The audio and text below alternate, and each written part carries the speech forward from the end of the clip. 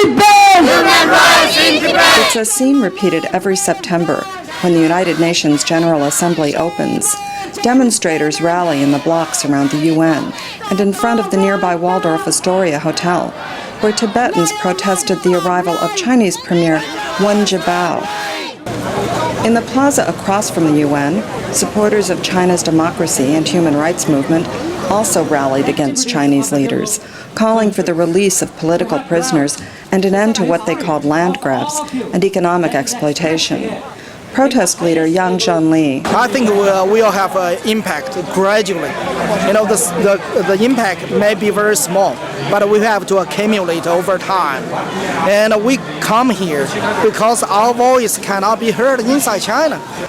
Like last year, many demonstrations at this year's General Assembly are in protest of Iranian President Mahmoud Ahmadinejad. Members of the New York Board of Rabbis, joined by some Christian supporters, briefly blocked morning traffic near the UN to draw attention to Iran's suspected nuclear capability and its threats toward Israel. I want to prevent a second Holocaust, and we are on the verge of a disaster that the world has not seen since the 1940s. UN, listen to this! Ahmadinejad is terrorist! At another anti-Ahmadinejad rally, pro-democracy demonstrators dressed in prison garb and smeared fake blood on their faces and hands in reference to Iran's executions of children and women by hanging and stoning.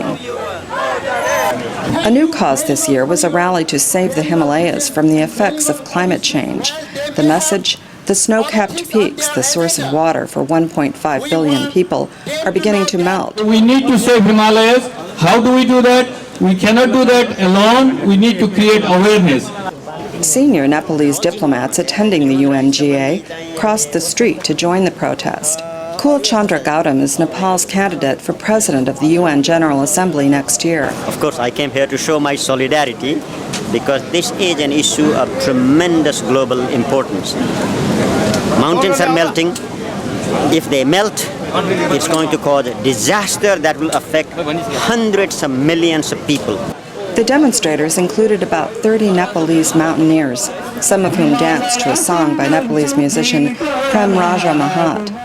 Each has climbed at least once to the summit of Mount Everest, the highest mountain in the world, and according to the demonstrators, under threat of becoming bare rock.